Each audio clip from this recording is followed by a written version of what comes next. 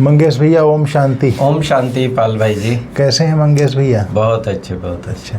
आज 28 अप्रैल 2026 है। आज मीठे शिव बाबा के महावाक्य हैं स्व उन्नति के लिए ज्ञान चिंतन में।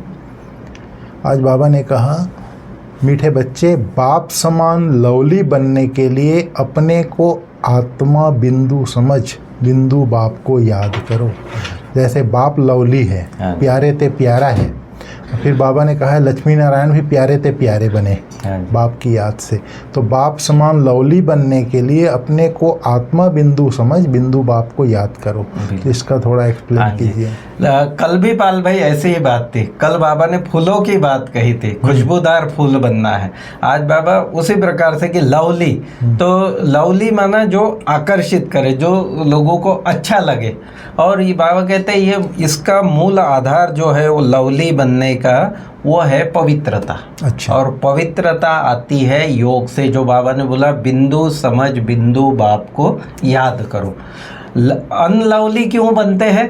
क्यों? जब देह अभिमान है ना, तो फिर हम एक दूसरे की कमी कमजोरियां देखते हैं, वर्णन करते हैं, रंग रूप को, कमी कमजोरियों को देखते हैं। लेकिन जब ये बिंदु आत्माभिमानी वाली स्थिति है ना, यही मूल आधार है लवली बनने का। बहुत अच्छी बात कही आपने, लवली और अनलवली।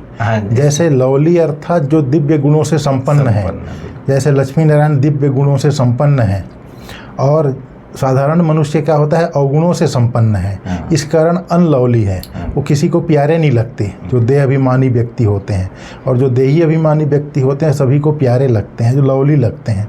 तो बहुत अच्छी बात कही, दिव्य गुणों से संपन्न जो आत्माएं हो लवली हैं, और जो अवगुणों से संपन्न हैं वो किसी को प्यारे नहीं लगते हैं।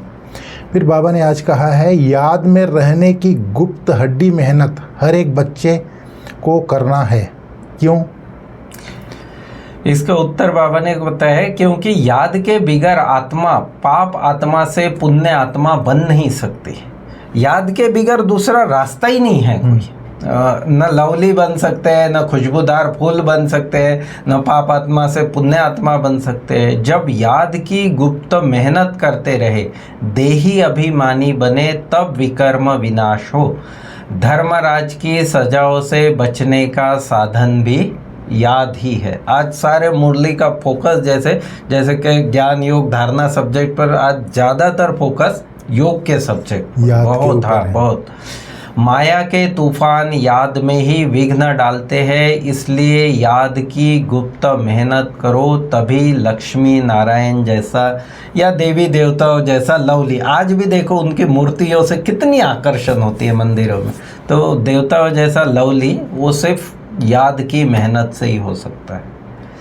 और गीत है आज की मुरली का, ओम नमः शिवाय। पितु मात सहायक स्वामी सखा, तुम ही सबके रखवाले हो, जिसका कोई आधार नहीं, तुम ही उसके सहारे हो। बाबा कहता है आत्मा को जानना और फिर परमात्मा को जानना, यह डिफ़िकल्ट सब्जेक्ट है।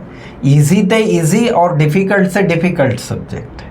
ये बिंदु बन बिंदु याद करना, ये इजी भी है अगर आप प्रॉपर लाइन पे चलते रहे तो, लेकिन लाइन छोड़ दिया ना तो फिर डिफ़िकल्ट से डिफ़िकल्ट, फिर उस लाइन पे चढ़ना बहुत मुश्किल हो जाता है। भल कितना भी साइंस आदि सीखते हैं जिससे मून तक चले जाते हैं, तो भी इस नॉलेज के आगे वह नॉलेज बाबा ने कहा तुच्छ है। क्योंकि इससे जो प्राप्ति है, देव पद की प्राप्ति है, स्वर्ग की प्राप्ति है, वो साइंस के किसी भी पढ़ाई से या साइंस के किसी भी ज्ञान से नहीं। मतलब इस दुनिया की जो भी नॉलेज है, बाबा के ज्ञान के आगे, नॉलेज के आगे वो बहुत थोड़ा है। हाँ, बहुत ही। और वो किसी भी प्रकार की वो दुनिया की नॉलेज कोई भी आपको राजाओं का राजा नहीं बना सकती है या देवपद नहीं दिला सकती। ये सिर्फ बाबा की याद और बाबा का ज्ञान ही ये कार्य कर सकता है। अपने को और बाप को जानना बड़ा मुश्किल है। माना जो डेप्थ गहराई में जाकर आत्मा को जानना और बाबा को जानना, और जानकर उस प्यार से, उस स्नेह से उसको याद करना, बाबा कहते हैं ये बड़ा मुश्किल सब्जेक्ट है ये। उस विश्वास के साथ, फेथ के साथ बाबा को याद। घड़ी घड़ी यह याद रहे मैं आत्मा हूँ, बाबा का फरमान है मुझे याद करो तो विकर्म विनाश होंगे। मैं बिंदी हूँ यहाँ पार्टधारी आकर बना हूँ। आज के मुरली में बहुत सारा, क्योंकि योग का मूल आधार जो है वो है आत्माभिमानी स्थिति, इसलिए बाबा ने 2-3 बार आत्मा के भी पाठ को गहराई से पक्का किया कि बाबा कहते घड़ी घड़ी याद रहे कि मैं देह नहीं, देह को चलाने वाली चैतन्य सत्ता आत्मा हूँ, बिंदु हूँ, यहाँ पार्ट बजाने के लिए शरीर ने धारण किया है। अब गोल्डन एज में जाना है, इसलिए बाप को बहुत प्यार से याद करना है। सजा न खाने का उपाय है सिर्फ याद में रहना। इसके अलावा पुराने विकर्म जो हमारे हुए हैं उसको ख़त्म करने का एकमात्र उपाय है, वो है बाबा की याद। योग ठीक नहीं होगा तो धर्मराज की सज़ा खाएंगे। आगे बाबा कहता है योग में बहुत कच्चे हैं, इसलिए बाबा कहते हैं खबरदार रहो, सिर्फ पंडित नहीं बनना। कहीं बाबा ने बड़ा मुरली में ये किया है, बाबा कहते हैं ज्ञान की लबाड़ तो बहुत करते हैं, ज्ञान के ऐसे चक्र का नॉलेज, किसी को सुनाना समझाना ये तो बुद्धि का ये है, जिसको प्रैक्टिस हो गई ना वो अंदर धारणा नहीं होगी तब भी वो समझा देगा। लेकिन बाबा कहते हैं मूल बात है योग की, सारी जो बाबा का ज्ञान का वो है वो सारा है योग के आधार पर जो स्थिति है, सारा मदार योग पर है आज की मुरली के हिसाब से। तो देही अभिमानी बनने में ही मेहनत है। विश्व के महाराजा महारानी एक बनते हैं, लाखों जिनकी लाखों प्रजा बनती है। अब ये जो एक वाले हैं ना महाराजा महारानी, ये सारी जो आत्माभिमानी बनने की मेहनत या योग की मेहनत या लगन में मगन बाबा को उस स्नेह से याद, वो जो है ना वो महाराजा महारानी बन सकते। बाकी तो ऐसा नॉर्मल में तो बाबा कहते प्रजा तो लाखों बन जाती है। कोई आधा घंटा भी एक रस हो बैठे बड़ा मुश्किल है, घड़ी घड़ी भूल जाते हैं। इसमें सच्ची सच्ची गुप्त मेहनत है, और इसके लिए एक तो अच्छी तरह डीप रियलाइजेशन चाहिए और दूसरा लगन भी चाहिए कि करना है करना है करना है, जो बाबा ने बोला। सिर्फ वर्ल्ड की हिस्ट्री ज्योग्राफी समझाने से माला का दाना नहीं बन सकते हैं। वही ज्ञान की बात जो कहा ना बाबा कहते हैं, ऐसे तो पंडित भी बहुत सुना, सिर्फ वर्ल्ड की हिस्ट्री ज्योग्राफी समझा कि भाई ये लोग प्रभावित हो गए कि हाँ ये तो बहुत अच्छा ज्ञान सुनाता और हम भी फूल गए एकदम। बाबा कहते वो नहीं, उससे कुछ नहीं, माला का दाना नहीं बन सकते या विश्व का महाराजा महारानी नहीं बन सकते हैं उससे। दाना बनेंगे याद से, यहाँ मेहनत कोई से पहुँचती नहीं है। साथ साथ बाबा रिजल्ट भी बता रहा है कि यह मेहनत बहुत लोग कच्चे भी है और ये मेहनत भी बहुतों से पहुंचती नहीं है।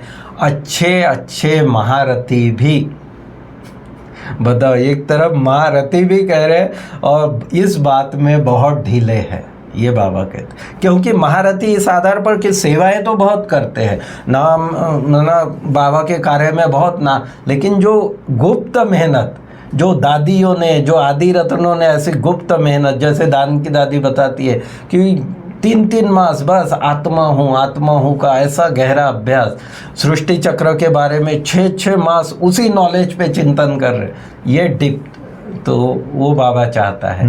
मूल बात है योग की, योगी अवस्था चाहिए, योगी अवस्था चाहिए, माना नेचुरल जीवन भी ऐसे, जैसे कल के अव्यक्त वाणी में था कि देही अभिमानी स्थिति नेचुरल नेचुरल हो जाए। हाँ जी, हाँ जी, स्वभाव बन जाए। हाँ, बाबा ने कहा कि देह अभिमान में आने के लिए आपको कोई वो नहीं प्रैक्टिस नहीं करनी पड़ती है, लेकिन वैसे ही ये देही अभिमानी ऐसी स्थिति बन जाए कि बस ऑटोमेटिक।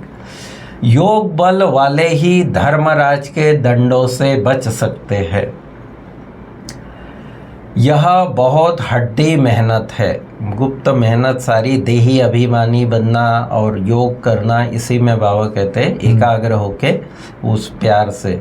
हर एक को अपना अपना पार्ट बजाना है, रोने से क्या होगा, यहाँ भी बाबा आत्मा अभिमानी बनाने का, कि जैसे कोई शरीर छोड़ता है ना तो लोग रोते धोते हैं, तो बाबा कहते हैं यह समझाया जाता है कि अगर कुछ समझे तो शांति में आ जाए। बुजुर्ग लोग भी समझाते भी है कि रोने से क्या होगा, वापस थोड़ी आ जाएंगे, शरीर छोड़ आत्मा निकल गई, इसमें रोने की क्या बात है। उल्टा उसके प्रति हमको और अच्छी शुभ भावनाएं रखने हैं कि जहाँ भी पाठ बजाने गई है आत्मा, अच्छे घर में जाए, अच्छे संस्कार, सुख में जन्म ले। जितना हो सके उठते बैठते देही अभिमानी बनने की मेहनत करनी है। देही अभिमानी बहुत शांत रहते हैं, जो योगी अवस्था है ना वो है। देही अभिमानी बहुत शांत रहते हैं, समझते हैं मुझे साइलेंस में जाना है, निराकारी दुनिया में जाकर विराजमान होना है, हमारा पार्ट अभी पूरा होगा। ऐसे बार बार आत्मा का चिंतन कि मैं आत्मा देही हूँ और बस अभी ये पार्ट हमारा, जैसे शरीर से पार्ट बजाए, अभी पार्ट पूरा हुआ, हमको वापस अपने घर शांति धाम जाना है, बाबा को याद करना है। ऐसे गुप्त मेहनत बाबा कहते हैं अंदर ही अंदर चलती रहे तो वही मेहनत आपकी मना लवली बनाएगी, या उच्च पद प्राप्त कराएगी, या धर्मराज के दंडों से छुड़ाएगी, ये सारी बात।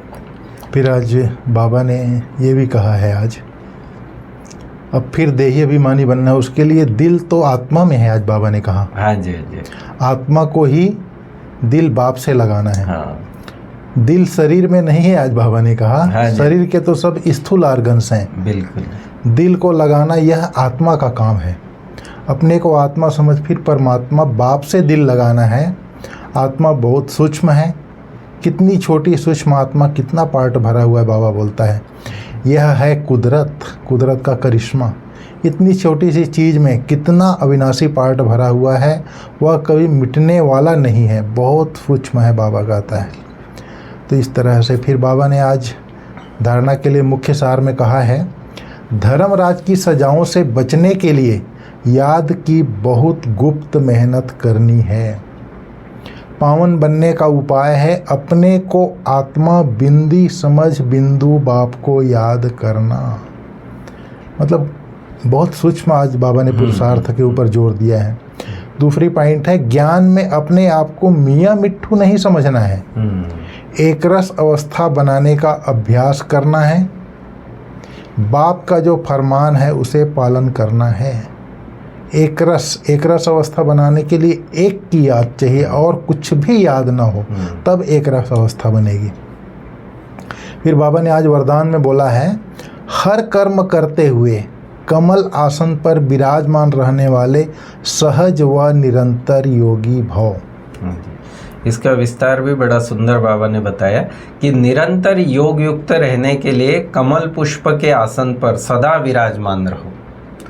कमल पुष्प माना न्यारी स्थिति, जैसे जल में है लेकिन जल से न्यारा है।